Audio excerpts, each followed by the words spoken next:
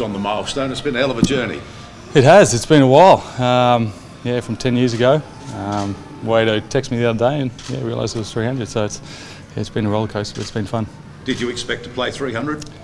I didn't expect to play basketball, to be honest. Look, when I was growing up and going over to the States, I didn't really think of basketball as a career at the time, and lucky enough to play that first season with the Wildcats, and it's been great ever since. So yeah, fortunate. We noticed the Asada people here this morning. With all due respect, some people are saying the team does need swabbing. Oh, all right. I don't know why they're picking me. I just don't know what to say to that. You mentioned how the goal wasn't always to play basketball. Have you ever thought about? Were there ever any times where you thought I might chase a different sort of life? No, not really. It's the greatest job in the world. You get to just come to work, hang out with a great bunch of people, play a sport you love. You really can't ask for anything else than that. Some players don't even win one championship. You've won 4. How special have all of them been? Yeah, look, the first one I think I really appreciated. I just thought that's what kind of happens. But the more you play, the more you realise that it's such a battle. You need a lot of things to go your way. I've been lucky enough to win a few, and they're special in their own way. The fans were pretty confident at the start of the season you guys could win one this year. What about now? Like, things have seemed to have really struggled in recent years. Oh, we're still confident we can. I mean, we've obviously had our struggles in recent times, but we know we can play at that high level, compete with anyone. It's just doing it for 40 minutes consistently. But we know it's in us, and there's 8 games left, and it's anyone's race right now. Can you put your finger on what has gone wrong this year? You got any suggestions? That's $1 million question. Look, as I said, we've been playing some really great basketball. We've been playing great basketball. We've just been playing terrible basketball as well. Need to be playing more of the great basketball and less of the terrible. It's as simple as that. What was the message from Trev post-match, or in the days after as well?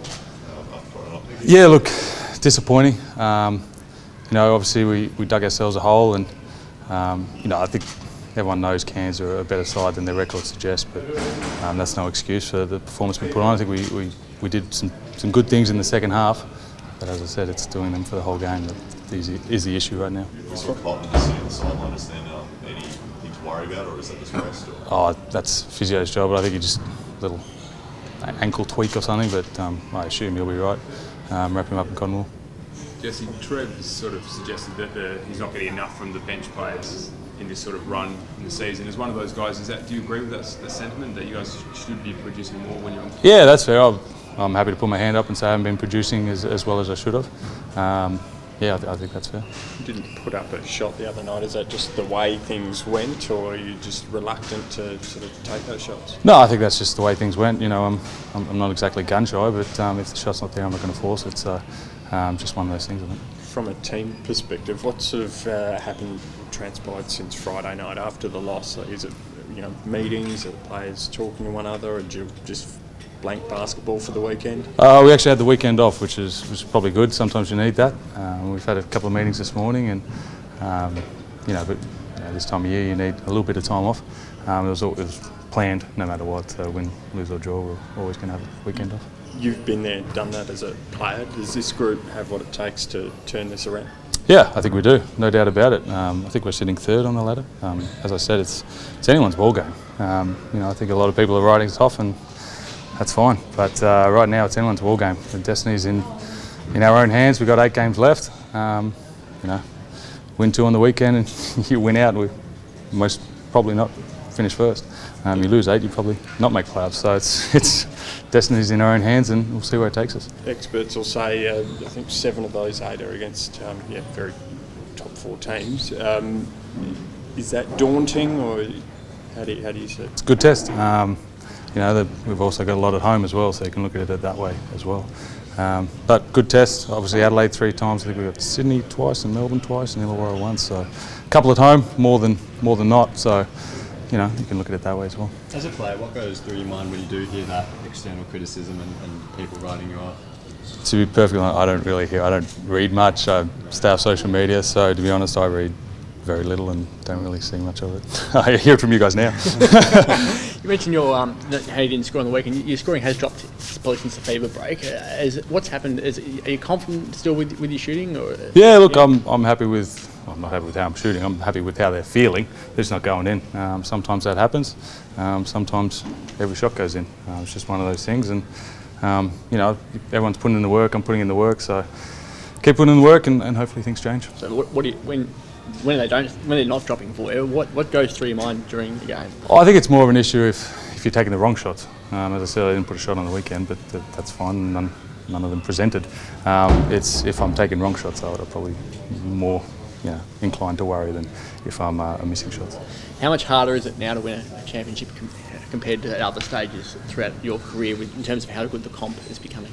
Look, I think it's a bit of a cliche, and you hear it every year, but the comp just keeps on getting better and better. You know, a couple of years ago, everyone was speaking the return of guys like Brad Newley and guys like that coming back from Europe, which is huge. And then you look at guys coming back from the NBA and Bogut. Each year it gets better and better and better. And it's a testament to the league, it's a testament to the NBL front office and the Wildcats office. It's a testament to the whole organisation.